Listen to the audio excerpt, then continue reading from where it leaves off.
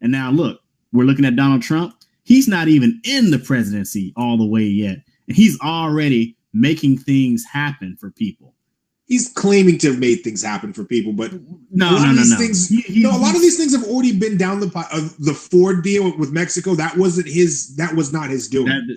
Ford had already said we're going to do this. The Carrier deal in Indiana, he didn't save as many jobs as he claims. But he did. CEO of the company came out right afterwards and said we're going to automate with the tax breaks he's given us. So wait. So you can say what you want to, but Barack Obama, when people losing their job, he didn't do a damn thing, regardless of if Trump's policies are effective or not.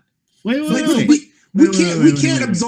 demonize Obama and absolve Trump for doing nothing. Wait. Let me finish my point. Let me finish.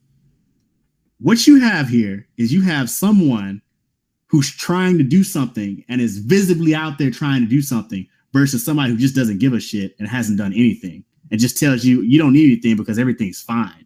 And you mean to tell me that's absolving Trump? No, I'm saying regardless of if he tries and fails, regardless of what the actual outcome of the policies are, he's actually trying to do something. And that's a marked difference from somebody who isn't even trying to do anything, who isn't even trying to fight for something. Doing anything though, and that's where that line of thinking can get dangerous, is people are going to use that and say, well, he did something, he didn't do anything. So Obama didn't try to do anything, and I don't disagree with you there. The optics of what he's doing. You have a president who's willing to intervene and tell companies not to do this or that to try to preserve jobs, to give that optic image of that. And Barack Obama, he's a good businessman. He's a gaudy businessman. I'll give you that. But we have to call it like it is. I'll give you that. But he's ineffective. So we have to put ineffective, but saying he's ineffective to Obama is not particularly, that's anywhere. But no, Nick is right in this sense. But a lot of this comes down to people's expectations being so low based on what Obama presidency was, right? So Trump was, and what he tapped into was these grievance politics. He was the candidate of grievance. He was the only candidate of grievance in the general election, right? The Democrats shut the door on their own candidate of grievance. So I would say it was Bernie Sanders, of this leftist populist grievance with the neoliberal state, right? That was what Bernie Sanders. This was a populist election. What I'm trying to say, if you didn't get one type of populist, you're going to get someone who towed the populist line. So the choice to bring up Hillary Clinton versus any kind of populist was a dangerous gamble, because you were basically relying on people enjoying the status quo more than hating it. So is what it is. But Nick is right here. So what Trump was able to do by simply getting out there and saying things that no one else was saying, he was able to get these votes, to get this support, simply because, like I said, he was giving voice to grievances that no one was giving voice to in the mainstream media. And that's not just, and people like to pretend like these were just racial grievances. They like to pretend like these were just sexist grievances. And a part of this comes down to the Democrats' desire to paint the working middle class vote as entirely white, entirely male, entirely rural, entirely Southern, basically people, the deplorables, right? Those who are deplorable by nature of birth, those who are unsalvageable. But Trump went out to factories in Detroit. He was in a factory, I believe it was in Detroit or Ohio. It might have been Ohio. I'm sorry for not remembering.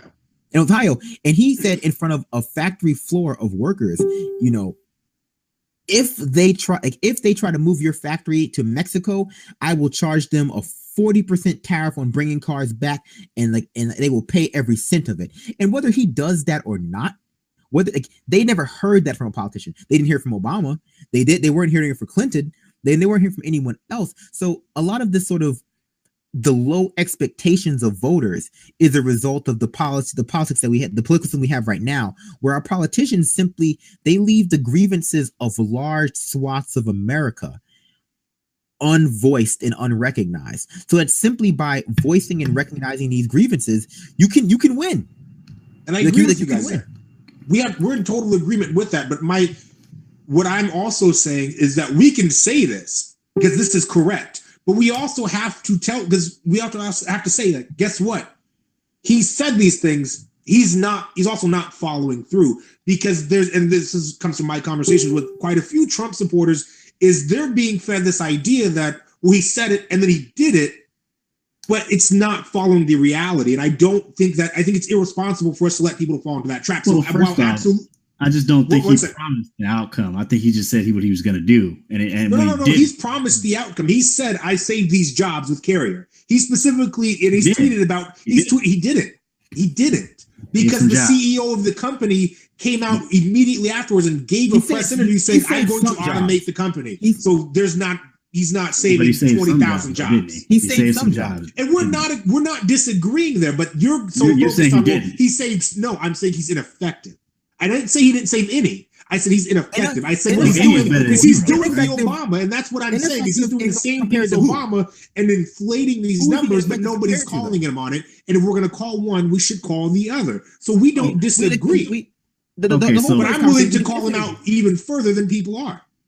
Trump is absolutely lying as it relates to how effective his negotiations with these companies are. But if we're looking up that, objectively, but if you relate that to Obama, as Nick is saying, he's infinitely effective, because anything is better than nothing.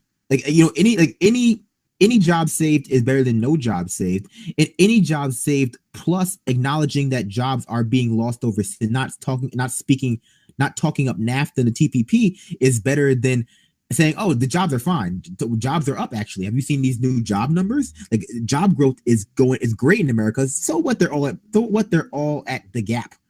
So what, they're all at McDonald's. Jobs are up,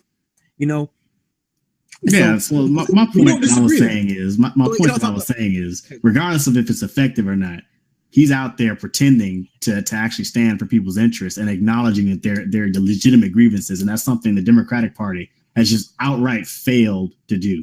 Absolutely. And because they have failed to do this, and they probably will continue to fail to do this, it spells a lot of trouble moving forward, right? Because if too many people are out there selling, are trying to sell the dream, eventually somebody could actually come and really be about the message, but nobody's going to believe it because they've heard it all before. And we don't disagree there. We don't disagree there at all. I am in 100% agreement with that.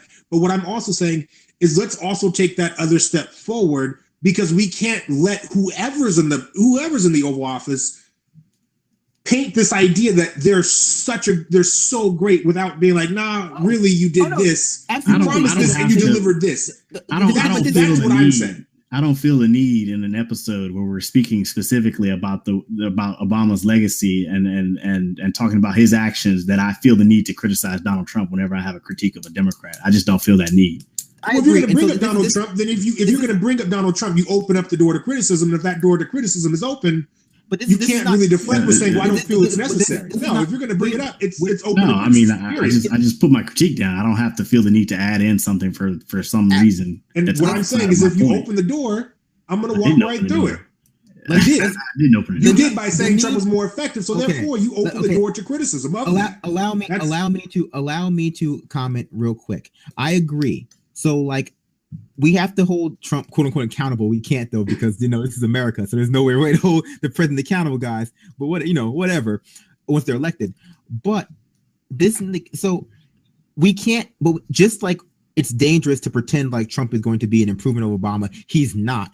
It's dangerous to oppose Trump simply because he's Trump. But yeah, we can't forget that some of the most progressive legislation, probably the most of the past 50 years, has been done under Republicans. EPA. Yeah. The last time minimum wage was raised was under Bush. And so people who are out there opposing Trump simply because he's Trump are hilariously partisan. They are partisan to their graves, and it's going to bury them. And part of that partisan need is the need to, if I say something bad about your team, you have to say something bad about my team. Or, we have to, this is not a balancing act. It's like I'm not saying to be partisan. I'm simply saying that if you're going to open the door like that, and I'm going to critique it. I don't care who it is, and I don't care what your policy is. And that's the only point I'm making there.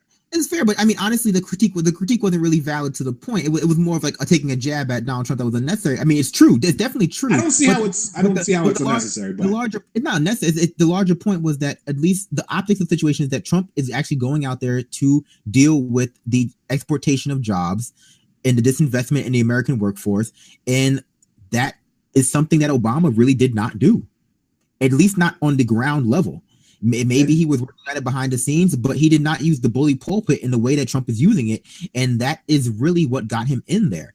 And so to say he's not as effective as he could be theoretically is not really an argument against that. Is not really a counter argument. But I agree that he had the information that he's been doling out there because he's Trump is largely untrue in terms of how many jobs he saved, and a lot of money going towards automation, which is going to cost more jobs, and automation itself is going to be a really big killer of jobs in the future. And how are we going to deal with that without a universal basic income and a post-industrial society and blah blah blah blah blah. But we have to move outside of the space of creating this dichotomy between the Democratic and Republican parties. And because that's the point of this episode, right? That people are trying to create this dichotomy of Trump evil, Obama good, and they are raising up this neoliberal president as though he was somehow the bastion of all with progressivism, when just yesterday he was talking about Obamacare and why Obamacare failed. Newsflash, Obamacare failed because it was not health care, it was universal mandatory health insurance that put too much power in the hands of the health insurance industry. He blamed Bernie Sanders.